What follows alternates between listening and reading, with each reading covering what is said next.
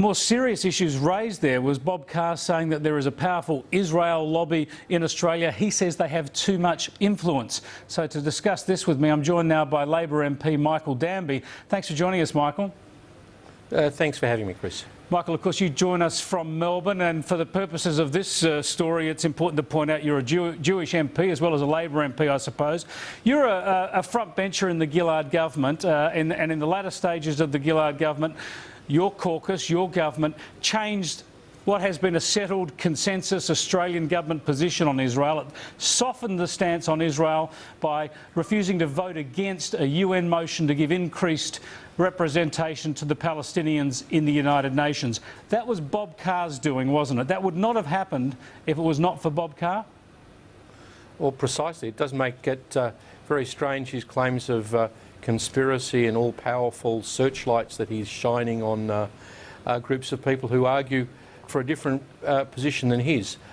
You know, Bob Carr's not the worst person in the world, but frankly, I just think that, you know, I know most people regard him as a joke now, all of the stuff about first-class travel and, you know, demanding pyjamas and English subtitles for the Siegfried of Wagner on Singapore Airlines. But there is a serious point underneath all of this, Chris, and that is, you know, he's caused serious exposure of racism. He's let the lid off some people who have, you know, really come to me with some of the most extraordinary bilious remarks I've seen in my public life. Now, of course, he's not responsible for that. Of course, I'll come to that in a moment. But firstly, I mean, he claims that there's a powerful Israel lobby that has too much influence in Australian politics, too much influence over the government. Is he right? Certainly, there are influential people who try to lobby on behalf of the Israeli community. Well, the Australian Jewish community is 120,000 people. Their contribution to Australian public life in academia, in the professions, in the arts is something I'm very proud of. Of course they lobby for their common point of view. But to portray us as a bunch of whinging Jews in Melbourne, I mean, Albert Dadon, for instance, who was one of the people he targeted, is Australia's most famous successful international jazz musician.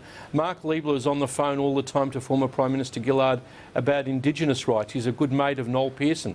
So please, you're saying Bob Carr overstated... I've been involved in human rights apart from talking about Israel, as everyone in the Australian Parliament knows. So you're saying that Bob Carr overstated the influence of the so-called Israel lobby. Is this a dangerous thing to do? I've noticed that extremists in the United States, for instance, have already picked up on his criticism with David Duke, the sort of white supremacist, ex-Ku Klux Klan representative, who's a nasty piece of work. He has Bob Carr's story on his website at the moment, and the heading there is that the Israel lobby controls Australian foreign policy. I mean, this is the danger in raising this sort of strong language, isn't it? Bob's not responsible for what David Duke says, but when I hear on the Insiders this morning that Malcolm Farr and Laura Tingle just dismiss this, you know, the Australian Jewish community are the people who are offended. When people send me letters like saying, Danby, you're at best a moronic Jew-loving arsehole, you should acknowledge the damage Jews have caused the world by their insatiable greed, or Danby, Carr has exposed you and your ilk for what you are, scum, and when I read one of the radicals have put a bullet in your head, I'll say good riddance. Something is happening. So, you know, the people who are minorities are very well aware of what these kinds of conspiracy theories, this characterisation, this stereotypes cause. It's all very well for Laura and Malcolm Farr to sit, you know, with the Canberra cognoscenti and poo-poo these kind of things.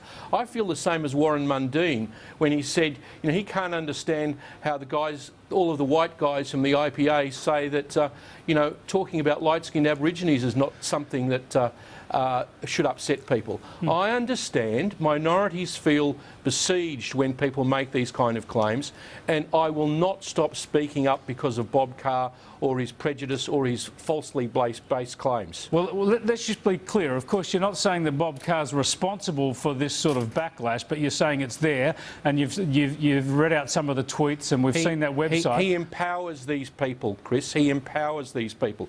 You know, people who are saying to me... Last week you called him a bigot, though. Was that going too far? I don't think so, because this is the effect of saying that people who argue for their rights, and look, after all, we're just talking about a minor difference in sequencing in the Middle East peace policy. You know, we believe that settlements should be discussed as part of peace treaty discussion. He wants them all internationally made illegal. This is a very minor issue in Australian politics. But, you know, to say that people, to single out one group to say that they are all powerful and, you know, he's shining spotlights, it's rubbish. It's a joke. It's as bad as his comments about, you know, having to fly business class being the equivalent of the slave trade. I tell you what, Laura Tingle and Malcolm Farr, if you were in American politics, you'd be driven out of public life for saying something like that, comparing yourself to an American slave and having to fly business class. What's happened to it? You know, these people let people like Carr off the hook.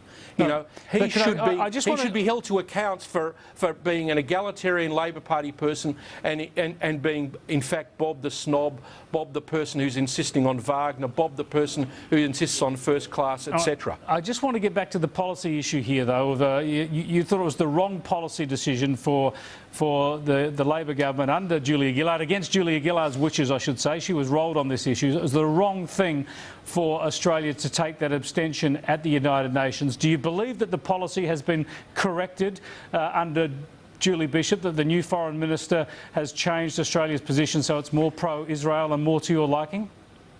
Well, the position of the Australian government is the position that I believe that we should have, and that is that the peace settlement is the place to discuss all of these kinds of things. Yep. So not just the issue of settlement. Exactly. Not to give that ground beforehand. So you're saying that we don't preempt them, because, as Bob Carr knows, there's going to be land swaps, and the settlements that he was complaining about are probably 50 metres from the old Green Line. Everyone knows that 3% of the territories contains 80% of the Jewish people who live across the main line. It'll all be solved by reasonable people discussing these kind of things, not deciding here in Australia, not Bob Carr deciding what and where people are going to live or what are the issues before the Israelis and Palestinians have decided it themselves. Exactly. This should all be left for negotiations without preconditions, I think, is the way to frame that policy. But I just want to clarify then that you are saying that the current Australian government's Middle East position is right and the Middle East position of the government you were part of was wrong. The abstention at the United Nations, in my view, was wrong, and Bill Shorten put it very well the other day when he was speaking to the Jewish community in Melbourne. The best way of solving the issue of the settlements, and indeed all of the other issues which he didn't mention, but they include borders and security and incitement, is a peace settlement, is peace negotiations which are going on in Jerusalem at the moment. So, you know, apart from anything, Bob Carr's comments are particularly ill-timed, because he's, as usual, trying to preempt these discussions before the actual parties involved have a chance to decide them. All right, Michael Danby, thanks very much for sharing your thoughts with us tonight. Sorry for being so passionate about it. I know he's a dill and people should really laugh at him, but, you know, I mean, I don't like these kinds of comments. They're un-Australian, the ones that I got. I'll be publishing them all on my website, and, you know, I don't like people in Canberra who are in the Canberra Press Gallery telling me and the community that I come from that has bitter experience of this, the history of these kind of things, that our concerns don't matter. All right, thanks very much, Michael Danby. Appreciate your time and understand your sentiments. That's Michael Danby, a Labor MP, the member for Melbourne Ports, and a Jewish MP, of course, not too pleased with Bob Carr's take on the Middle East process and Australia's role in Middle East politics.